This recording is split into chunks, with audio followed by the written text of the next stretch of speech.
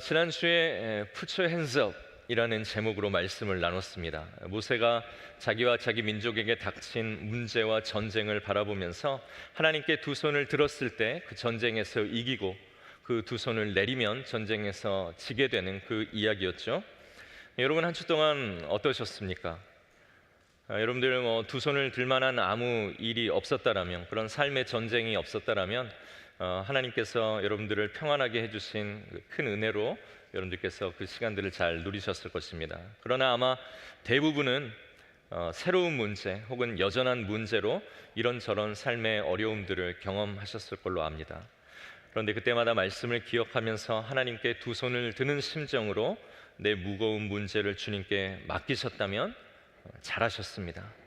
분명 그 문제는 내 문제지만 하나님께 맡기면 이제 그 문제는 하나님이 싸우시는 문제가 되기 때문에 하나님께서 싸우시면 우리를 위한 가장 좋은 길, 생명의 길로 그분이 우리의 삶을 인도해 가실 줄로 믿습니다.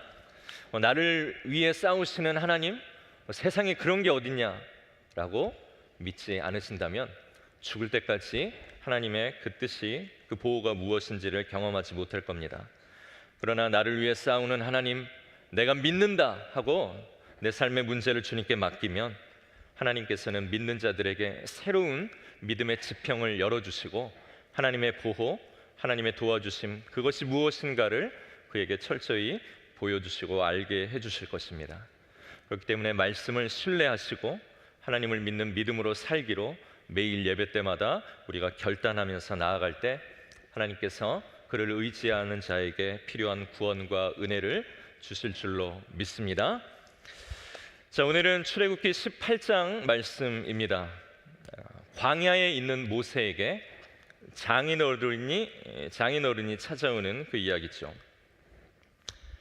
장인어른이 우리 집에 오신다. 일단 복음은 아닙니다.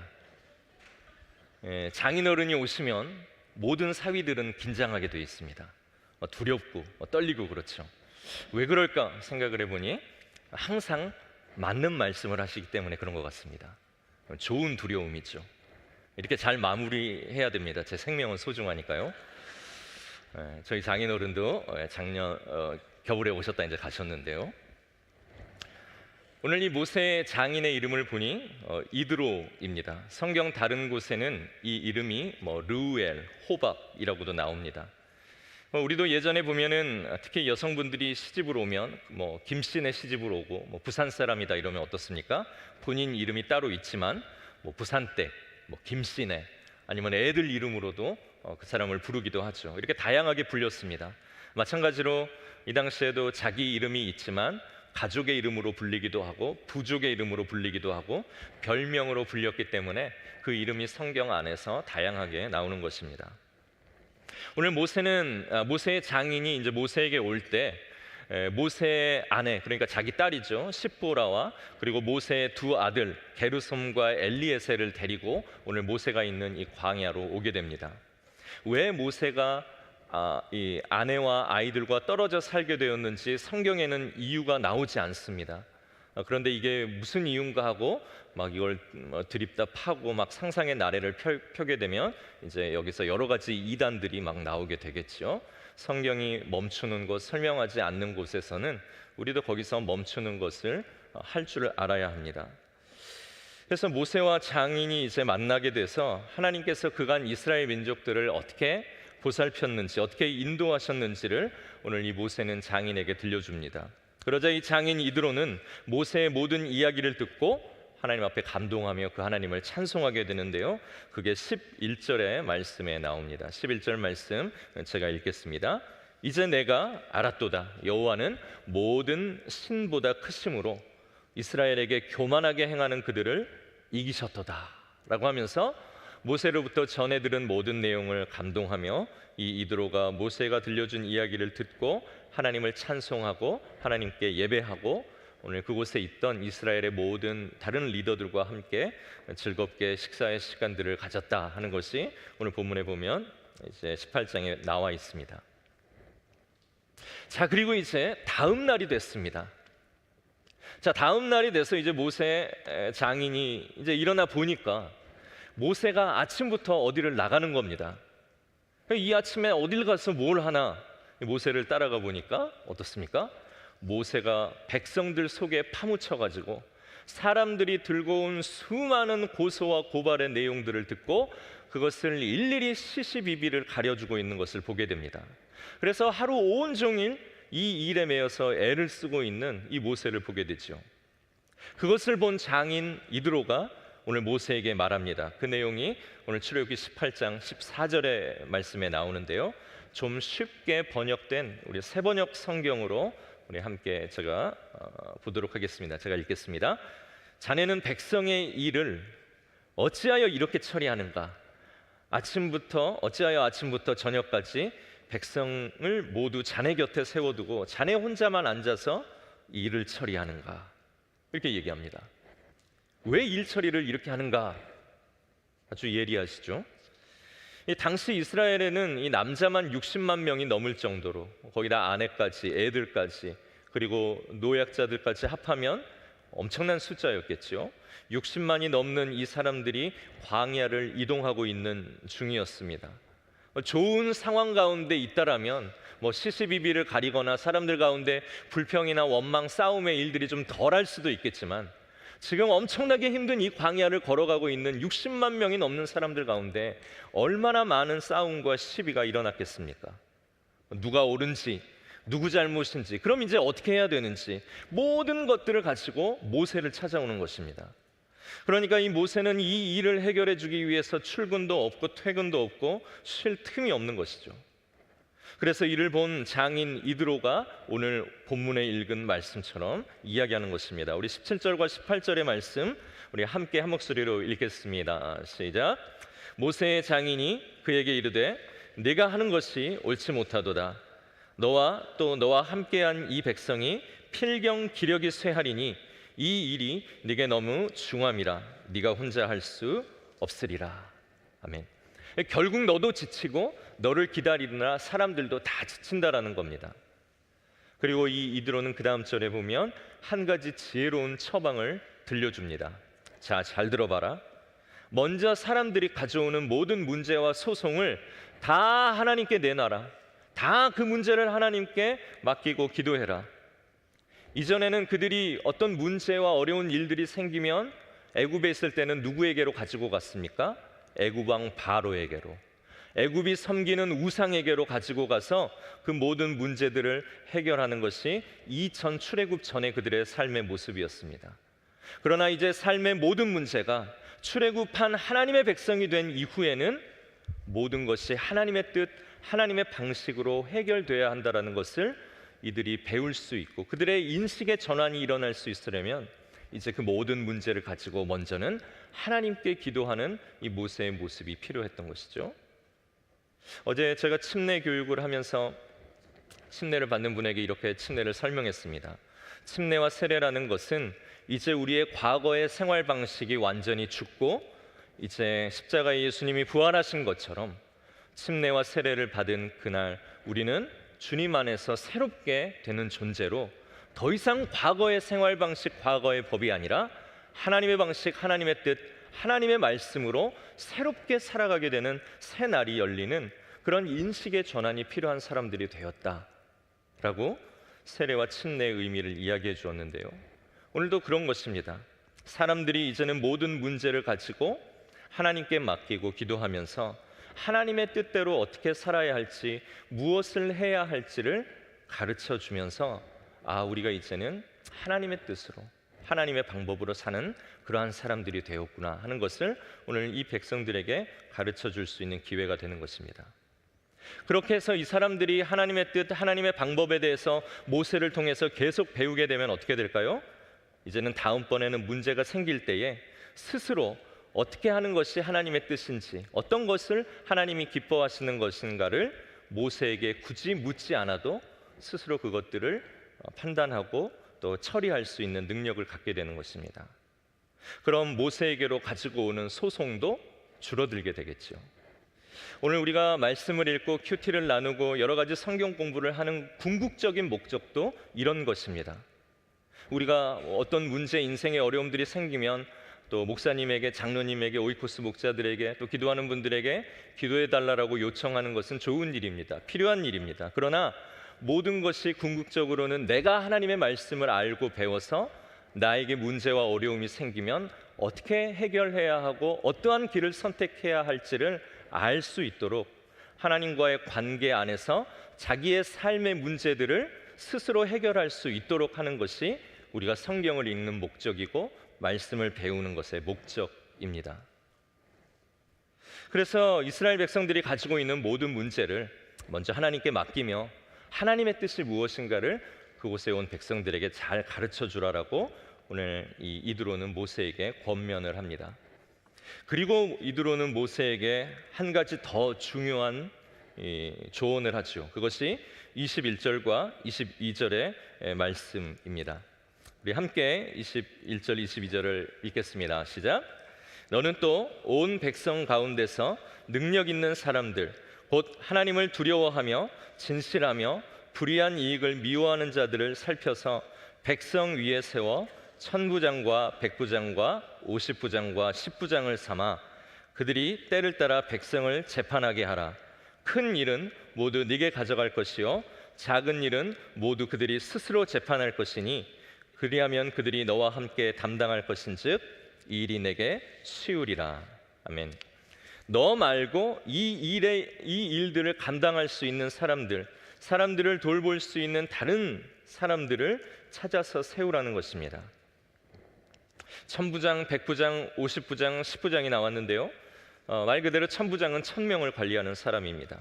백부장은 100명을, 50부장은 50명을, 10부장은 10명을 케어하는 그러한 사람들이죠. 그래서 어떤 일들이 그들 가운데 생겼을 때에 작은 일들은 자기들을 관리하는 이 10부장, 10명을 담당하는 사람들과 함께 의논해내서 그것을 해결하게 합니다. 그런데 그 10부장이 해결하지 못하는 그 일들은 어떻게 하겠습니까? 50부장에게로 가게 합니다. 50부장은 사람들을 50명이나 더 관리하기 때문에 여러 다양한 일들과 다양한 케이스들을 잘 알고 경험이 많을 것입니다. 그러면 그들이 해결하지 못한 문제를 이쪽에서 해결할 수 있겠죠. 그러나 50부장이 해결을 하지 못하면 어떻게 합니까? 그 다음에는 100부장으로, 100부장이 하지 못하면 1000부장으로, 1000부장이 이제 못하면 그것을 모세에게 가지고 와서 그것을 해결할 수 있도록 이렇게 시스템을 이야기를 해주는 것이죠. 그렇게 되면 세워진 리더들 중심으로 쉽게 일이 해결이 되고 모세에게도 과중한 업무가 부담되지 않아서 백성과 모세 모두에게 아주 중요하고 탁월한 아주 그런 충고였습니다. 오늘 우리 교회를 돌아보십시오. 교회도 그렇게 운영이 되고 있습니다. 우리 서리 집사님들이 세워져서 우리 성도님들이 보지 못하는 교회 곳곳의 여러 가지 일들을 우리 서리 집사님들께서 맡아주시고, 또 권사님들은 교회의 어머니로서 교회에 돌보실 부분들을 세심하게 돌보시고 또 그것들이 잘 돼갈 수 있도록 기도해 주시고, 또 안수 집사님들께서는 조금 더 큰 모임의 부서들을 맡아서 부서의 장들로 또 그 부서들을 또 케어해 주시고, 그리고 장로님들께서는 이 모든 부서들이 쉽게 결정 내릴 수 없는 것들을 함께 의논하고 결정하면서 교회가 그런 또 방법으로 원활하게 움직여 나아가는 것입니다. 교회의 직분자들이 세워진 것이 사도행전 6장에 보면 잘 나와 있는데, 초대교회에서도 사도들이 하나님의 말씀을 전하는 사람들인데, 그 사람들이 막 교회의 인원들이 많아지니까 가난한 사람들에게 물건을 나눠주느라 자기들이 해야 할 말씀 전하는 일을 뒤로 제쳐두고 그 일을 지금 막 하고 있는 겁니다. 그러니까 이 사람들이 도저히 이거 안 되겠다, 말씀 전할 수 있는 일을 제쳐두고 우리가 구제에만 일하고 힘쓰는 것이 옳지 않다라고 생각해서 사람들을 불러 모아서 말씀을 전하는 일들을 우리가 하고 구제를 담당하는 사람들을 따로 세워서 교회가 그 일들을 역할에 맞게 감당할 수 있도록 직분들을 세우게 됩니다.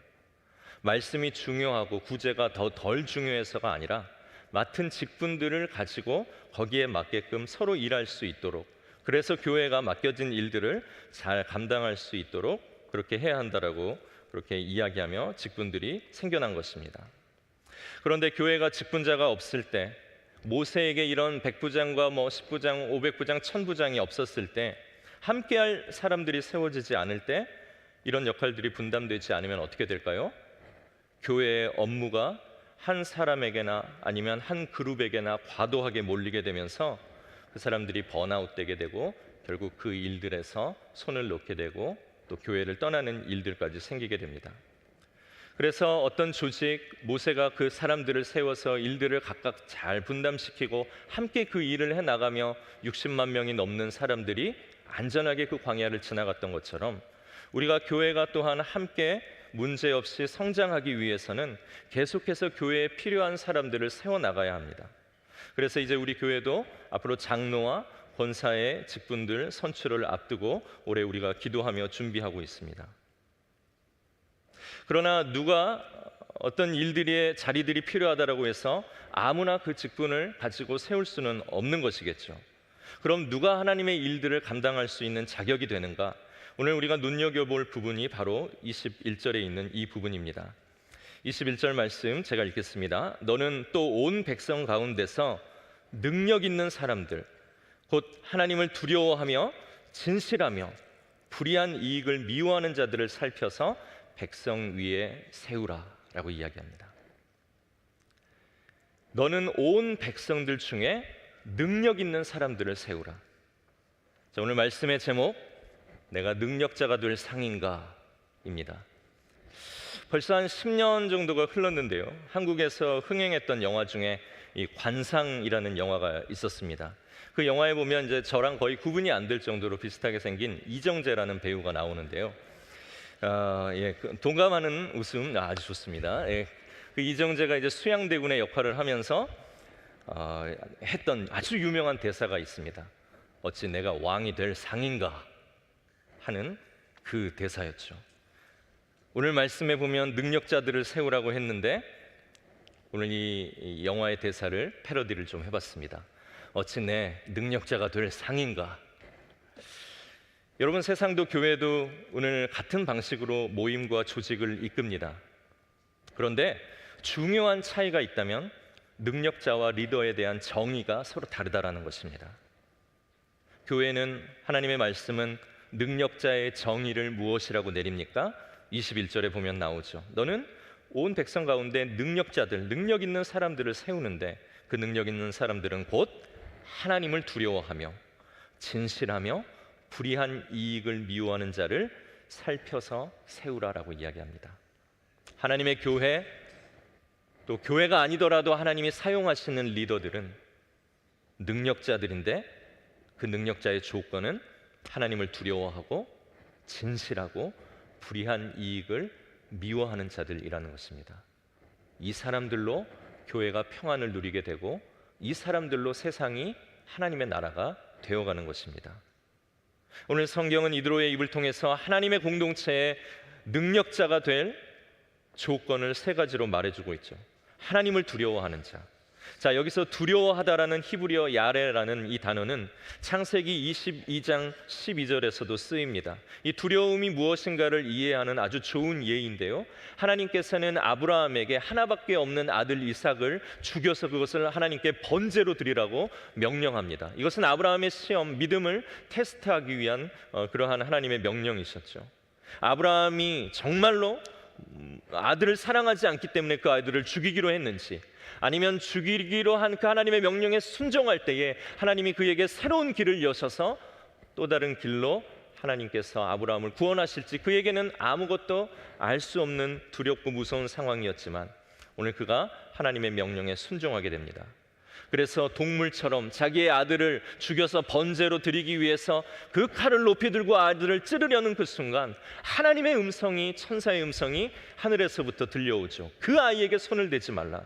네가 하나님 경외하는 줄을, 네가 하나님 두려워하는 줄을 내가 이제 알았다 라고 할 때 그의 경외하다, 두려워하다라는 이 단어가 오늘 이 두려워하다라는 단어와 같은 단어입니다. 아브라함이 하나님을 두려워한 것은 공포 때문이 아니었습니다. 반대이죠. 하나님을 믿기 때문에, 하나님을 의지하고 순종한 것입니다. 하나님이 이거 안 하면 죽이고 벌하고 다 망하게 하는 것이 아니라 하나님이 나에게 하신 명령은 언제나 생명의 길이라는 이 하나님에 대한 확실한 믿음이 있었기 때문에 오늘도 이 일이 아들을 죽이는 일이 아니라 우리를 생명으로 이끄는 그러한 하나님의 선하심을 오늘 믿었기 때문에 그 하나님을 두려워하며 순종할 수 있게 되는 것이죠. 우리가 부모님께 순종합니다. 왜 그렇습니까? 늙으신 부모님이 내가 말 안 들으면 막 채찍으로 나를 때리고 가두고 그래서 무서워가지고 부모님의 말씀을 듣는 것이 아니지 않습니까? 부모님이 내가 이해되지 않는 말이라고 할지라도 그 말씀이 나를 사랑해서 하는 말이고 결국 내 생각과 반하고 다르다 할지라도 그 말씀을 들었을 때 나를 살리고 돕는 사랑의 말씀이기 때문에 우리가 그 부모님의 권위와 말씀을 인정하고 두려움 가운데 순종하게 되는 것이죠. 저희 부모님이 어머니가 저에게 제일 많이 하셨던 말이 뭔가 생각해 보니까 내 그럴 줄 알았다 더라고요. 분명히 뭘 시켰는데 제가 안 하고 그게 틀린 것 같고 내가 맞는 것 같고 그래서 결국 내 고집대로 했다가 일을 그르치고 다치고 하게 되면 제일 많이 했던 말이 그런 것 같아요. 내 그럴 줄 알았다. 하지만 그 어머님의 말씀이 내 생각과 다르고 반할지라도 우리가 그 말씀을 따르면 어떻습니까? 결국은 안전하고 살게 되는 생명과 사랑의 말이라는 것을 알게 되죠. 나 외에 다른 우상을 만들지도 말고 섬기지도 말라. 하나님의 이름이 네 삶 때문에 멸시당하지 않도록 그렇게 세상 나가서 살아라. 안식일, 주일 그 어떤 날보다 소중히 여기고 이날 하나님 앞에서 예배하는 이 모임을 귀하게 여겨라. 안식일 거룩하게 지켜라. 부모 공경해라. 살인하지 말라. 간음하지 말아라. 도둑질하지 말아라. 내 이웃의 재물을 탐내지 말고 내 이웃에게 거짓말하지 말며 살아라. 이것이 이 시대에 얼마나 바보 같은 말이고 법입니까? 이 인간의 무한한 자유를 얼마나 침해하는 그러한 말이라는 것입니까? 그러나 하나님 두려워하는 자는 이 말씀이 우리를 살리고 이 말씀의 순종함을 통해서 우리를 행복하게 하고 우리를 구원하게 하시는 그런 일들이 이 땅 가운데 일어나며 이 하나님의 말씀의 순종함을 통해 우리와 함께 살아가는 사람들이 나 때문에 하나님의 복을 누리고 우리가 그 하나님의 나라 이루며 살아갈 수 있다라고 믿기 때문에 이 하나님의 말씀이 이 시대에 땅에 밟히는 그런 사람들이 아무도 칭찬해주고 박수쳐주지 않는 법임에도 우리는 두려워하는 마음으로 이 말씀 붙들고 살아가는 것입니다. 내 이웃의 것을 빼앗지 않고 어떻게 부자 될 수 있습니까? 내 이웃에게 거짓말하지 않고 어떻게 우리가 더 높은 자리에 올라갈 수 있습니까? 안식일 바보같이 모여서 예배드리고 세상이 얼마나 좋은데요. 얼마나 날씨도 좋고 할 일이 많고 가볼 데가 많은데요.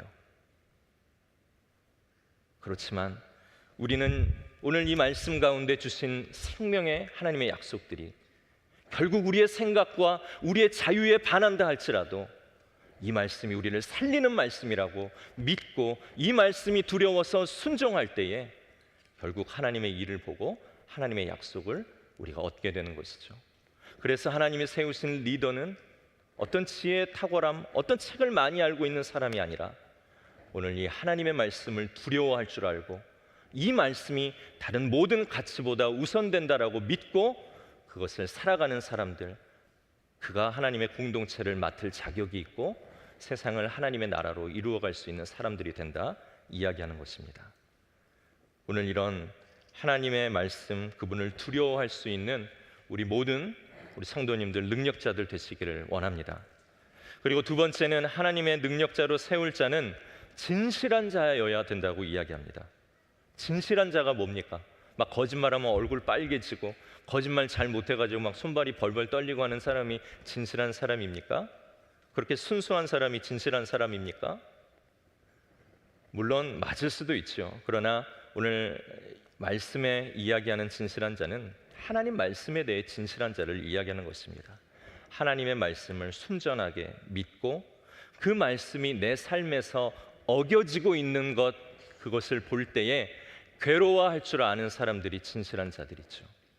우리가 하늘을 우러러 한 점 부끄러움이 없을 수는 없겠지만 그 한 점 부끄러움이 내 안에 있기 때문에 잎새에 있는 바람에도 괴로워할 줄 아는 사람이 진실한 자들이라는 것입니다. 하나님의 순수한 말씀이 나에게서 100% 지켜질 수는 없겠지만 내 삶에 일어나고 있는 하나님의 모습, 하나님의 말씀과 반하는 그러한 모습을 볼 때에 내가 이것이 부끄럽고 괴로워 십자가 밑에 나아가 하나님 앞에 회개하며 내 삶을 깨끗하게 하기로 다시 한번 결단하며 살아갈 수 있는 그러한 사람들, 그 사람들이 바로 진실한 자들이고 교회의 리더들, 하나님의 나라의 사람들이라는 것입니다. 그리고 마지막 세 번째, 불의한 이익을 미워하는 자들이 교회와 세상의 하나님의 리더들이 될 수 있다라고 이야기합니다. 불의한 이익은 성경에 보면 뇌물과 탐욕으로 이렇게 자주 번역이 되어 있습니다. 잠언에 보면 뇌물을 받기를 금합니다. 왜 그렇습니까? 뇌물, 이 불의한 이익은 옳은 판결을 굽게 만들기 때문이라고 나옵니다.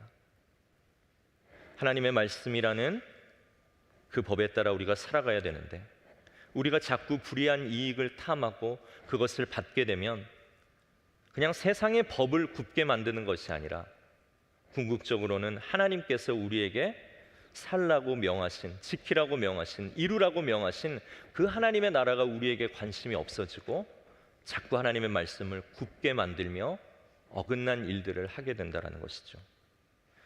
하나님의 말씀을 굽게 만드는 것이 우리의 사명이 아니라 굽어 있는 이 세상을 곧게 하며 주님을 기다리는 것이 세례 요한처럼 이 시대에 우리에게 맡겨진 소명이기 때문에 불의한 이익을 미워하는 자, 그들이 바로 교회 리더, 세상에서 하나님의 나라를 이루는 사람들이라고 나옵니다. 한 가지 비밀을 말씀드리겠습니다. FBI도 CIA도 알지 못하는 비밀인데요, 우리 교회의 직분자들은 다 그런 분들이라는 것입니다. 우리 교회 장로님들, 안수 집사님들, 권사님들, 집사님들 모두 이런 능력자들이기 때문에 하나님의 뜻 안에서 기도하며 세우신 분들입니다. 그렇기 때문에 이분들 배나 존경하고 위에 기도해드리고 이분들이 끝까지 하나님 말씀 두려워할 줄 알고 그리고 진실되게 자기 안의 죄악을 부끄러워하며 하나님 앞에 회개할 줄 알고 그리고 불의한 이익을 미워하며 굽어 있는 것을 옳게 할 줄 아는 그런 교회 리더가 되어 우리가 광야를 지나가는 동안 이분들을 통해서 우리에게 필요한 은혜와 도움을 받을 수 있도록 세워주신 모든 재직들을 위해서 우리 교회는 기도해드리고 그분들을 존경해드려야 됩니다. 그리고 세워지신 직분자들은 지금 내가 직분자로 세워져 있는 것이 하나님이 그리고 우리 교회가 나에게 어떤 기대를 갖고 있는가를 아셔야 됩니다. 서리 집사로 세워지고 권사로, 안수 집사로, 그리고 장로로, 또 교역자로 세워졌다라는 것은 하나님께서 이 성도들이 광야의 길을 안전하게 지나갈 수 있도록 그들이 세상을 살며 겪는 모든 고통과 불안과 두려움들을 가져오면 그것들을 가지고 우리가 두려워하는 하나님의 말씀에 비추어 권면하고 그들이 진실되지 못했다라면 진실된 삶에 대해서 이야기해 줄 줄 알고 불의한 이익을 탐하며 아직도 세상에 관심이 있다라면 우리에게 불의한 이익이 우리를 살리는 것이 아니라 하나님의 말씀, 그분의 보호가 우리를 살리며 우리를 구원 얻게 한다라고 계속 이야기해 주는 그 일들을 함께 나누어 할 수 있도록 하나님께서 세우신 것이 오늘 직분자들입니다. 그래서 서리 집사님들은 적극적으로 우리의 일들을 찾으셔야 됩니다. 권사님들도 적극적으로 하고 계시죠. 하고 계시지만 함께 기도하고 세심히 살피고 또 약한 성도들의 원망과 또 말들에 넘어지지 않도록 영적으로 깨어 있고 안수 집사님들은 맡으신 부서들이 잘 돌아가고 있는지 오늘 그 안에서 내가 또 감당하며 함께 도와야 할 일들은 무엇인지 그것을 잘 조직해 주시고 그리고 장로님들은 전체적으로 이 모든 일들을 보며 함께 힘들어하는 것들을 같이 나누어지며 이것들을 나아가는 사람들이 돼야 될 때 그때 우리의 교회가 하나님의 일들을 능력 있게 잘 감당하는 하나의 좋은 팀 또 그런 사역 그리고 그런 공동체가 되게 된다는 것입니다. 그런데 오늘 하나님의 말씀을 두려워하고 진실되고 불의한 이익을 미워하는 모습이 어떤 모습일까 생각을 해보니까요, 그것은 결국 성경이 이야기하는 사랑하는 자의 모습이라는 것을 알게 됐습니다. 우리가 하나님의 말씀 두려워하고 또 불의한 이익을 미워하고 진실되게 살아가면 오늘 그 사람에게서 나타나는 모습은 사랑의 모습이라는 것이죠. 그래서 우리 교회의 직분자가 되었든지 하나님이 세우신 사람들에게 가장 중요한 것은 일의 탁월함도 중요하겠지만 그보다 더 중요한 것은 사랑하는 모습이어야 된다는 것입니다. 교회에서 사랑은 허물을 덮는 것입니다. 예수님이 십자가에서 우리의 허물을 덮고 사랑함으로 우리를 위해 죽으셨듯이 그 예수님을 본받아 뒤따라 살아가는 교회의 예수님 닮은 능력자들, 리더들, 재직들은 사랑으로 허물을 덮는 것입니다. 그러나 사랑이 없고 이 기준에 부합하지 못하면 계속 기도하지만 허물을 들추고 있는 것을 보게 될 것입니다. 오늘 우리 교회 가운데서 여러 가지 모습들, 또 여러 가지 상황들이 있지요. 이 많은 사람들이 함께 교회라는 모임으로 묶여서 우리끼리 좋은 것이 아니라 세상을 위해 하나님이 맡기신 일들을 이제 해나가야 되는데 오늘 이 안에서 얼마나 많은 일들이 일어나겠습니까? 그러나 그 일들이 오늘 좋은 리더십들을 통하여서 하나님 앞에서 기도되고 또 그것을 하나님의 말씀 가운데 서로 권면하고 서로의 허물들을 덮어갈 때 오늘 이 사랑의 공동체가 오늘 세상 가운데 주는 좋은 메시지가 있다라는 것입니다. 마지막으로 이 말씀을 드리고 마치려고 합니다. 오늘 이 말씀을 들으면 어떻습니까? 오늘 나는 집사도 아니고 나는 장로도 아니에요. 나는 권사도 아니고 그러니까 나랑 상관이 없어요. 오늘 이 말씀은 이렇게 생각할 수도 있겠죠. 그러나 하나님께서 우리를 교회의 직분자로 아직 세우지는 않으셨다 할지라도 우리 모두는 세상의 직분자로 보내신 하나님의 사람들입니다. 하나님께서 예수님을 믿는 순간 너는 집사 되면 세상의 빛이야, 너는 장로 되면 세상의 소금 될 수 있어, 이렇게 얘기하지 않으셨어요. 세례받고 침례받고 하나님 안에서 내가 새롭게 살게 되는 그 순간 너는 세상의 빛이야, 너는 세상의 소금이야, 세상이 알지 못하는 굽어있는 길들을 옳게 펼 수 있는 그 일 하나님께서 오늘 우리에게 모두 맡기신 것입니다. 그래서 여러분들 세상에서 무슨 일을 하든지 하나님 두려워하시며 일하시기 바랍니다. 누가 보지 않아도 하나님께 진실되게 회사에서 일하고 사람을 섬기시기를 바랍니다. 불의한 이익이 우리에게 많은 성공과 안정을 보장한다 할지라도 오늘 불의한 이익을 미워하기로 결단하고 하나님 앞에서 성공을 꿈꾸시기를 바랍니다. 세상에서도 하나님을 알기 때문에 그분의 자녀들이기 때문에 우리가 실력자요 유명자라고 불리는 것이 아니라 하나님의 능력자로 불리며 살아가는 그 명예 갖는 것을 귀하게 여길 줄 알고 그렇게 살아갈 수 있는 여러분들 되시기를 원합니다. 그것이 오늘 예배 가운데 이 말씀 주시고 여러분들을 다시 세상으로 보내시는 하나님의 이유입니다. 여러분, 우리가 세상에서 일하며 살 때 탁월한 자는 여러분들이 가지고 있는 실력을 더 연마하고 더 개발해서 탁월한 자가 되면은 여러분들이 일하는 그 일터를 좋은 일터로 만들 수 있습니다. 그러나 그 탁월함 위에 하나님을 두려워하는, 하나님에 대해 진실하고 하나님의 말씀하신 불의한 이익을 미워하는 모습으로 탁월함을 갖추게 되면 여러분들이 있는 그곳은 좋은 일터가 아니라 아름다운 일터, 하나님의 나라 같은 일터가 되게 되는 것입니다. 그래서 오늘 이곳에 모인 우리는 모두 하나님이 이 일을 위해 세상으로 보내신 사람들입니다.